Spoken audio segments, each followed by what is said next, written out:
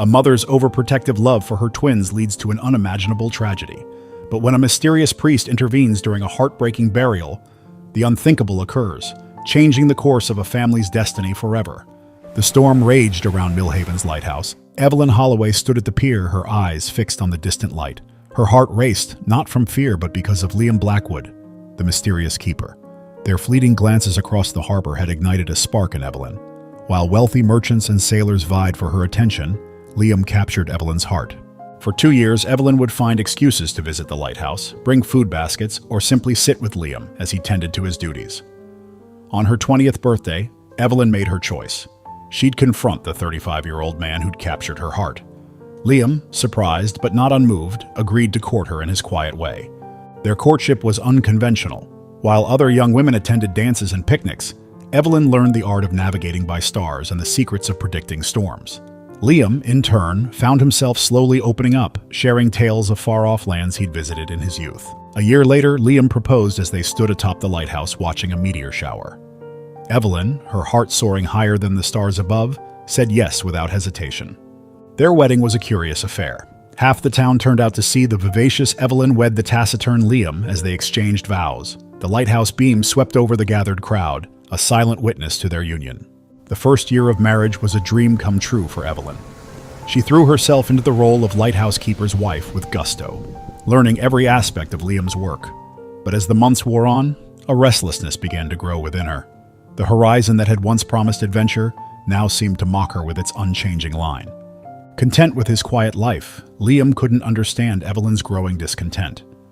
Their conversations became stilted and rare, and the silences between them grew louder than the crashing waves below. To make matters worse, no child came to fill their home with laughter despite their efforts. The town gossip whispered that the lighthouse was cursed, that no child would ever be born to its keeper. 10 years passed, and the strain on Evelyn and Liam's marriage had reached its breaking point. Their inability to have children, once a shared sorrow, became a source of growing frustration. Liam, once patient and reserved, began to change. The quiet man Evelyn had fallen for now carried the weight of his disappointments, and his frustration began manifesting in cold indifference and harsh words. He spent long days tending to the lighthouse, avoiding her more often, while Evelyn felt increasingly isolated.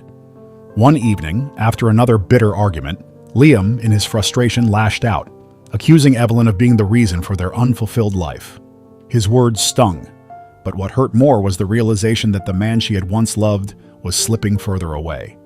Then, one stormy night, Liam left their home in a fit of anger. He didn't say where he was going. For once, Evelyn didn't ask.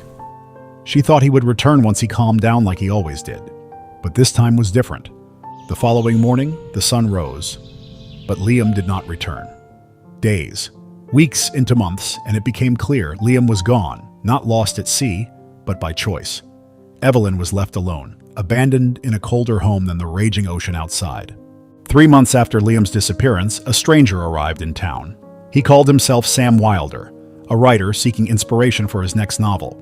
With his mischievous smile and tales of exotic lands, he was everything Liam wasn't. Sam took an immediate interest in Evelyn and her story. He would sit for hours in the lighthouse, listening to her tales of life by the sea. Evelyn felt seen, heard, and understood for the first time in years. As the day goes by, Evelyn and Sam grow closer. One evening, as they walked along the beach, Sam kissed her beneath a sky ablaze with the northern lights. Evelyn felt the walls she'd built around her heart crumble away at that moment. Their affair was passionate but brief. 4 months after arriving, Sam announced he had to leave. His publisher demanded the manuscript. He promised to return once his book was finished, sealing his vow with a kiss that left Evelyn breathless. Days passed, and Sam's promised return came and went. Sick with worry and something else she couldn't quite name, Evelyn finally found the courage to visit his rented cottage in town. She found it empty, to her shock, with no trace of Sam having ever been there. The betrayal cut deep, reopening Liam's wounds. But this time, Evelyn was left with more than just a broken heart. A few weeks after Sam's disappearance, she discovered she was pregnant. As the news of her pregnancy spread through the small village like wildfire, Evelyn found herself once again the subject of whispers and judgmental glances. But this time, she held her head high, determined to protect the life growing inside her, a testament to the brief moment of happiness she had found with Sam and a promise of a love that would never abandon her. As her due date approached, Evelyn made a solemn vow to her unborn child. "I will love you and protect you, always," she whispered to her swollen belly. "Your life will be better than mine, I swear it." On a bitterly cold night, Evelyn went into labor. The village midwife, a stern woman named Agatha, arrived at her home, her face etching with concern as Evelyn's labor progressed. "Push, Evelyn," Agatha urged. "I can see the head." With a final agonizing effort, Evelyn brought her first daughter into the world. But Agatha's eyes widened in surprise before she could catch her breath.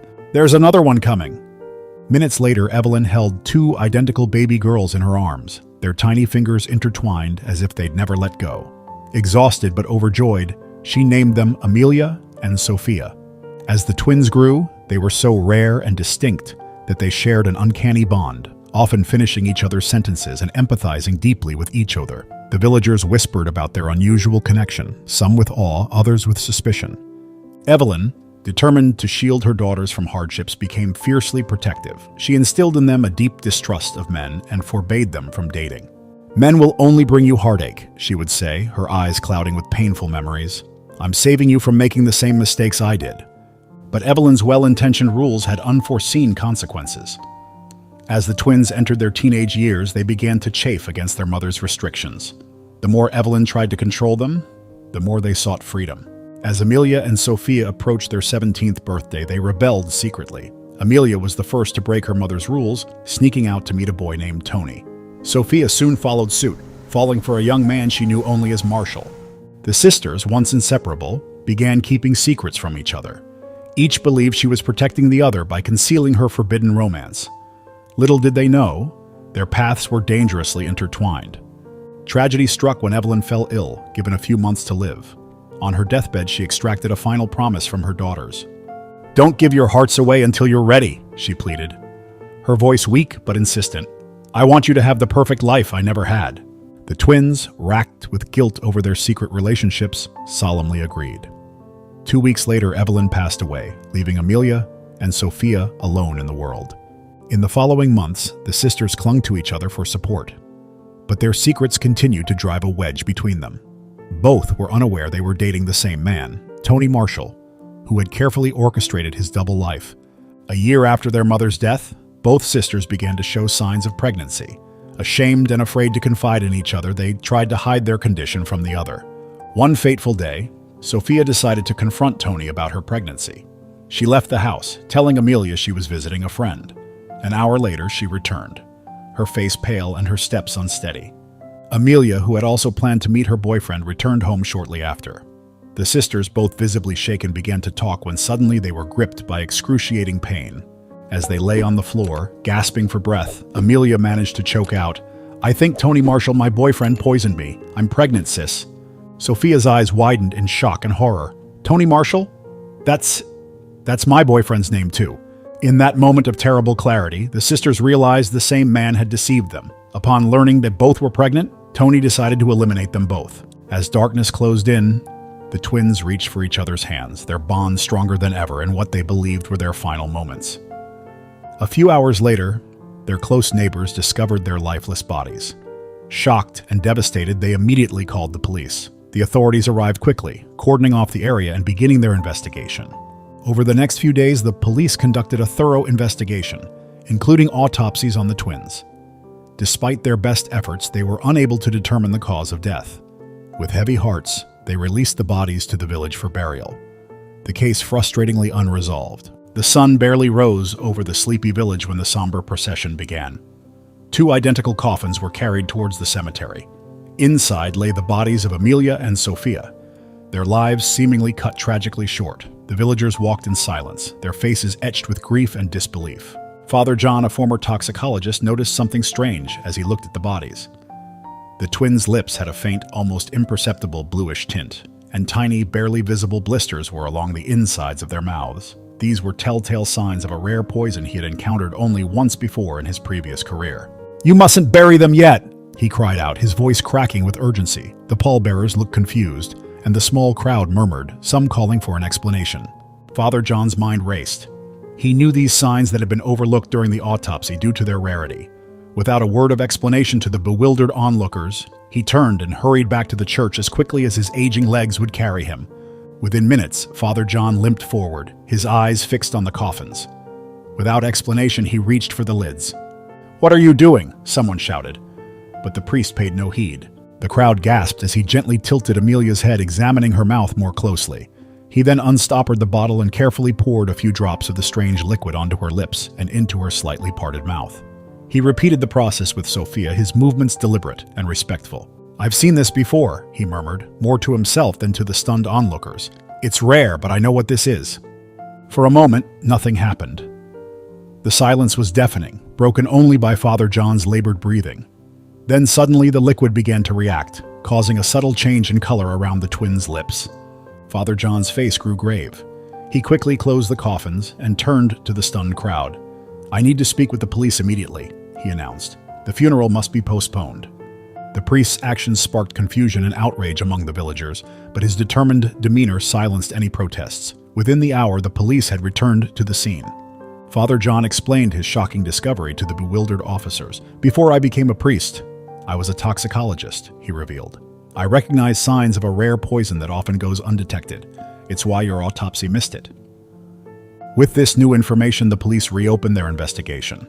Father John's expertise pointed them toward a specific type of toxin that could only be produced by a highly skilled toxicologist. Their search led them to the only man in a nearby town capable of creating such a poison. As they dug deeper, a startling connection emerged. The toxicologist had a son named Tony Marshall, the same Tony both sisters had been secretly dating. With this lead, the police quickly unraveled the rest of the mystery. Tony Marshall was arrested and brought to justice.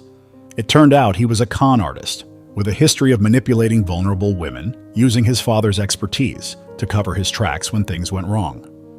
In the days that followed, the village mourned the loss of Amelia and Sophia, but there was also a sense of closure. The truth behind their tragic deaths had been uncovered, thanks to Father John's unconventional intervention. The twins' passing had not been in vain. The village vowed to honor their memory by establishing a support system for young women, hoping to prevent similar tragedies. What do you think about this incredible story? Was the twins' mother right to be so protective, or did her actions ultimately put her daughters in more danger? Share your thoughts in the comments below. If you enjoyed this video, don't forget to like and subscribe for more unbelievable stories.